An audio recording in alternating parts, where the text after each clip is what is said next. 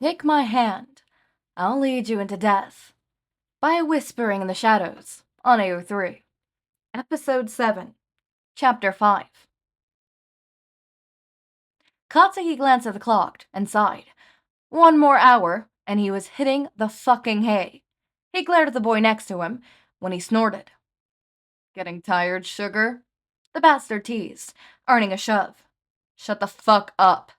Katsuki grumbled back, crossing his arms and sinking further into a couch like it would swallow him. That just made the asshole laugh more. Sometimes Katsuki wished people were still afraid of him. He let off a couple of sparks. Okay. Eyebags relented, sticking his hands up in defense, still laughing. Dad wanted me to tell you that Hatsume wants to talk tomorrow before the sports festival, he said, after he calmed himself. Katsuki raised an eyebrow. This about the cuff thing? She finally got a look at them. The girl had been tinkering with them for fucking ages. Aizawa mentioned something about their technology giving us a hint on the case. Eyebag brushed a hand through his hair. I guess. I don't see what other reason there'd be. Besides, I'm pretty sure she has her hands on them the second that they were distributed to her. But, you know how she gets. She probably doesn't even know what year it is anymore. Katsuki snorted. He knew how she got her right. The girl was crazy, but she was also bloody brilliant. Despite how hyperactive and, well, insane she was, Katsuki genuinely liked her. Except for her awkwardness when it came to personal space. Read, it doesn't fucking exist.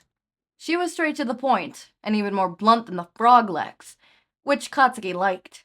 There was no bullshit. She knew what she knew, she gave the facts, and she was fucking awesome at what she did. He would trust no one, not even a professional with his costume and equipment. Besides goggles. But Kami was that girl's world, and they were all just dragged along for the ride. Katsuki glanced aside, noticing Eyebags turn his attention back to the game quickly. The blonde rolled his eyes. Did your dad also tell you to keep a fucking eye on me? He asked grumpily, knowing the answer. Shinsou sighed heavily, leaning down into the couch. He's not doing it to demean you, you know. He asked after a moment. He's just worried. He cares about you a lot. About all of us. And, you know, that night, it really has him freaked out. He whispered, and Katsuki wanted to scream.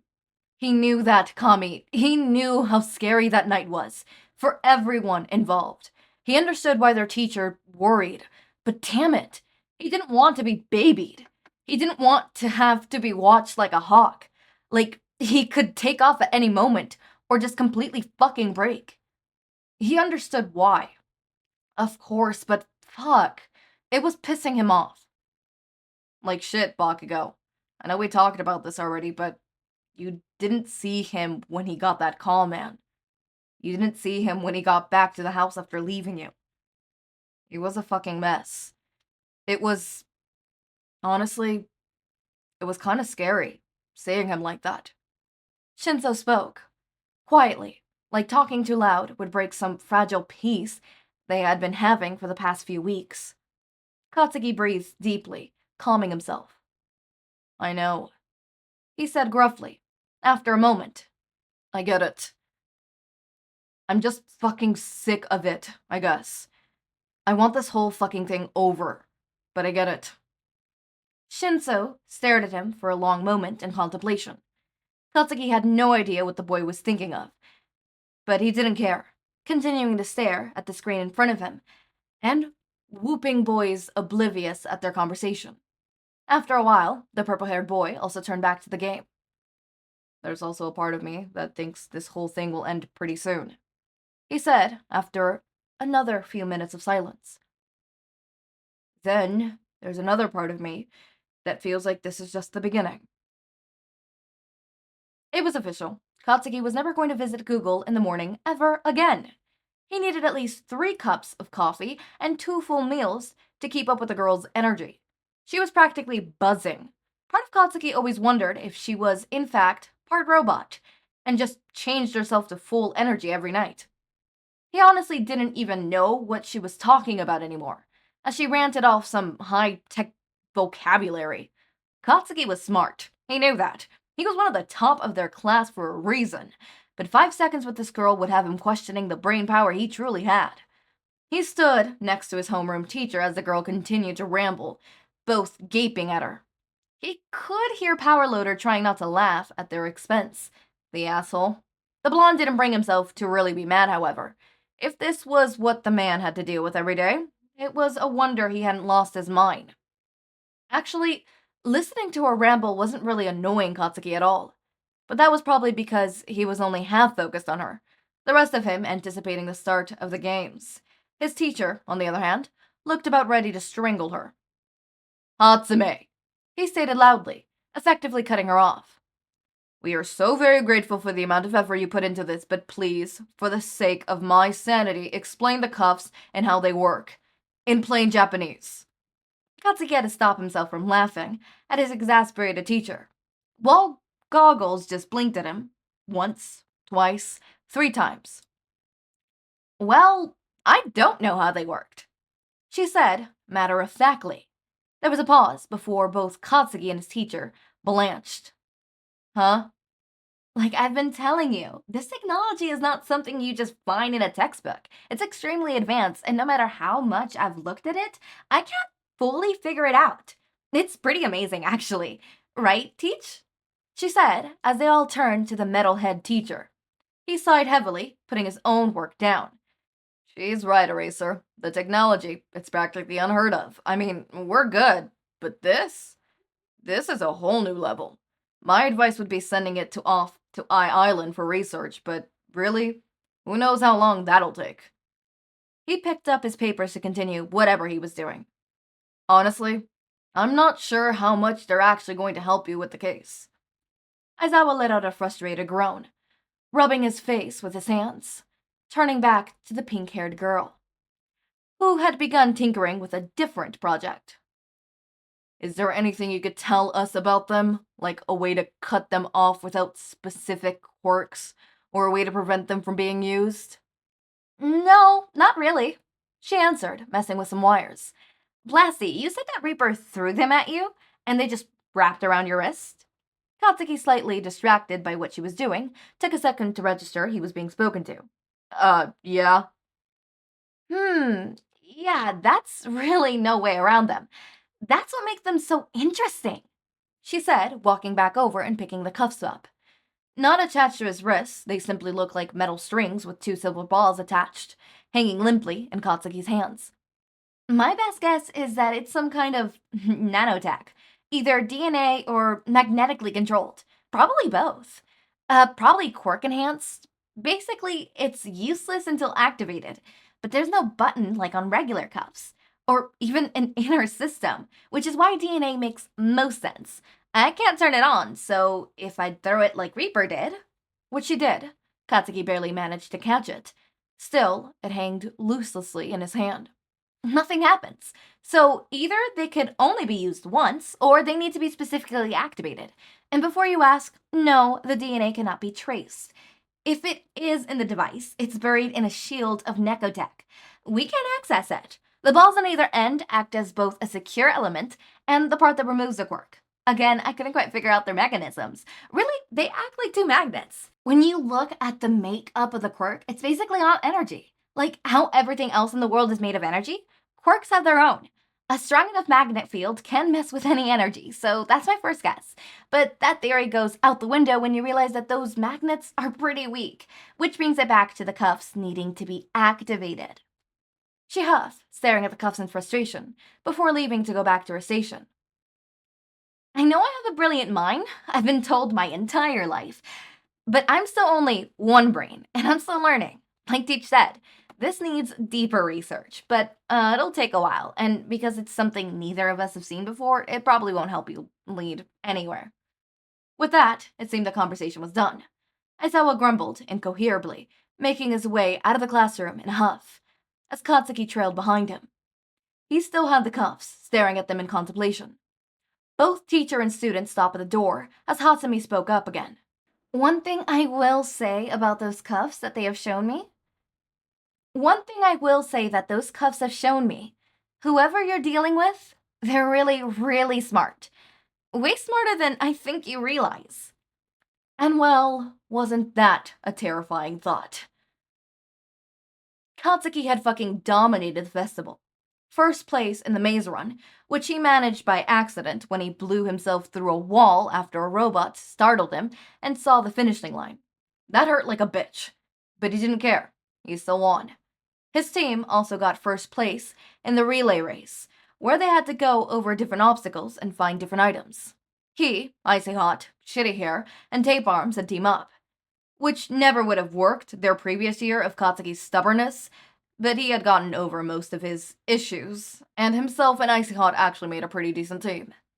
Now, though, any ideas of teamwork were out the window. It was the final 1v1, a repeat of the previous year.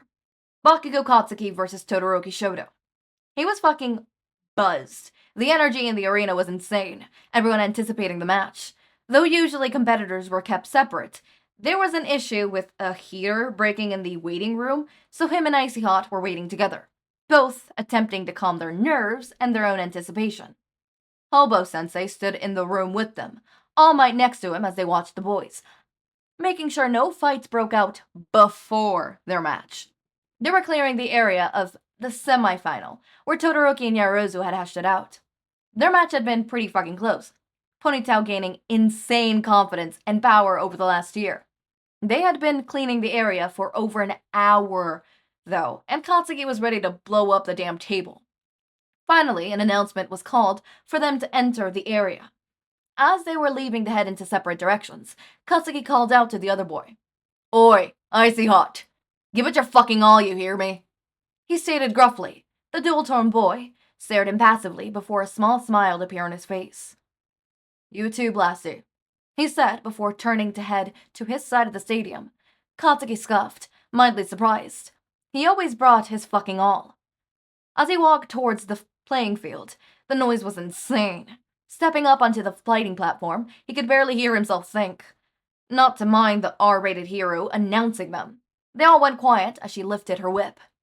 3, 2, 1, fight! She yelled, bringing it down with a snap. Both Todoroki's sides came to life in an instant, and Katsuki felt a thorough grin spread across his face as they surged forward. Before either boy could land a hit, however, the entire area went dark, clouded by dark smoke. "What the?" Katsuki wheezed and choked as he inhaled the smoke. Was this Icy Hot's work? Had he developed a new skill? Katsuki gritted his teeth in annoyance at how impressive he was. He went to light an explosion to see better, when a cold hand grabbed his wrist. "Don't. The smoke instantly flammable. I nearly lit myself up a minute ago." Icy Hot's voice came from the left. Katsuki ripped his hand away, growling angrily. "What the hell, bastard? What kind of special move is this? Where have you been hiding it?" He couldn't see, barely making out the asshole silhouette in the smoke. Before he could give an answer, the idiot started coughing uncontrollably, doling over, knocking over onto Katsuki. "And why the hell would you use it if you can't control it, huh?" "It's not me." Wheeze. Cough. Katsuki squinted in confusion, ready to argue again. "Quiet for a minute, Bakugou. I thought it was you at first, but you were readying an explosion last I saw, not some kind of smoke bomb. Besides, listen around us." Katsuki did, straining to hear something, but all he got was muffled voices, far away and incomparable, as well as a weird buzzing. "They stopped cheering. I think something's wrong. I was closer to midnight than you, and last I heard, she sounded confused." "Well, now I'm fucking confused. What the fuck are we supposed—" He was cut off as the smoke suddenly lifted, the two boys squinting at the sudden light. Abruptly, the voices became a lot quieter, the buzzing drifting away. Katsuki looked around, spotting the wind fucker standing next to Hobo-sensei and Rated R. He had seen some of Tsuketsai earlier that day, so it made sense that they called him down to help.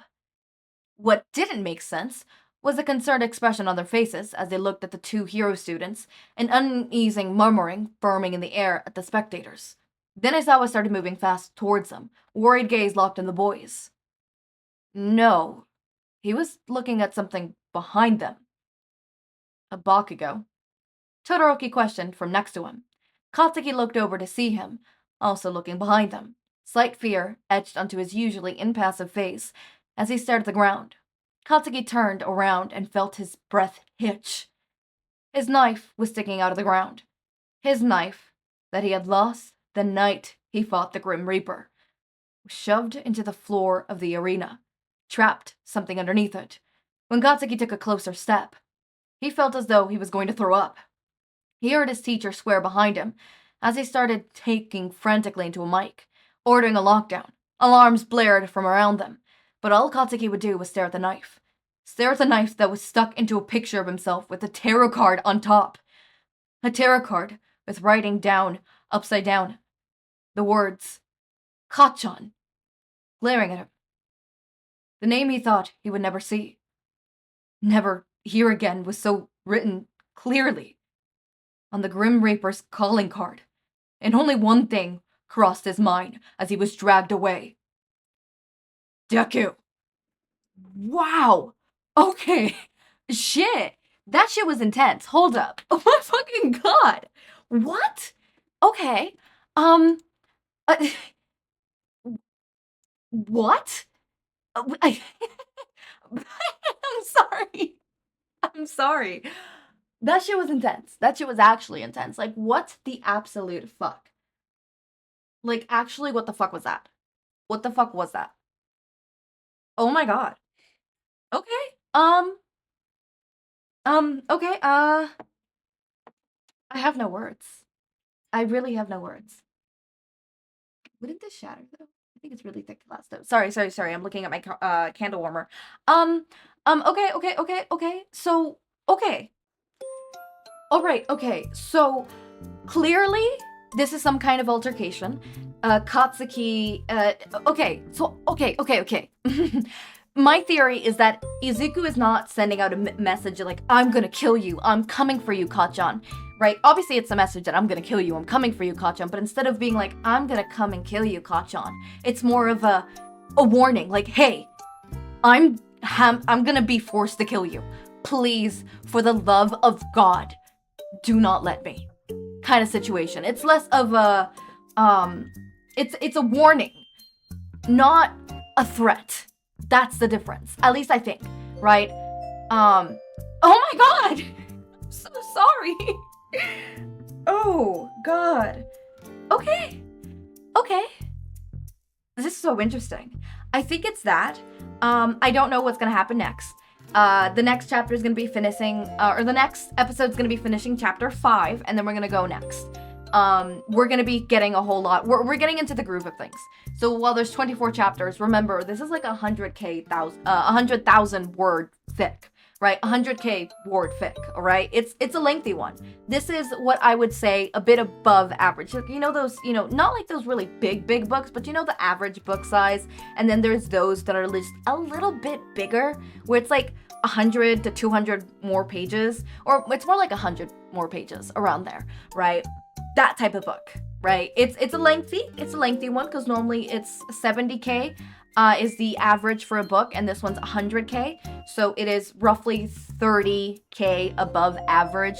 Technically speaking, it's like 20k above average, and not 30k above average, but it's still a pretty lengthy one, so we're going to be getting a lot of this. And I wonder if they're going to be saving Izuku more towards the middle, more towards the end, how this is going to happen. Is major character death a tag? Hold up, I need to check that. I need to stop doing this to myself, where I just start reading something and not see if it's major character death. I need to stop doing this to you guys too. Okay, no, the last time it wasn't my fault. There was no major character death tagged. And this one, archive warnings. Yeah, there's no major character death there, and then I don't see any in the tags. Yeah, I don't see any in the tags. What I do see is implied / reference sexual assault, so I'm very scared. I'm super scared, actually. Like, actually, I'm petrified, if I'm being honest. Okay, so that's what I think it is. I think Izuku is not threatening Katsuki, and it's more of a warning, right? It's more of a, hey, do not let me do this. Hey, I'm Izuku. And it's also probably maybe a call for help, being like, hey, I'm Izuku, please help me, you know I wouldn't do this. You know me, Kachan, kind of situation. right? It could be a lot of things, right? We don't have enough information to be able to tell what of this is his, you know? Oh, there's someone in the bathroom. I could hear it. Anyways, we don't have enough information, right? But we're gonna get more information. So, I can't wait to see you tomorrow. So, as always, my raindrops, make sure to eat, sleep, drink water, take your meds. Have a wonderful day or night. Link to my Discord server and socials are down in the description.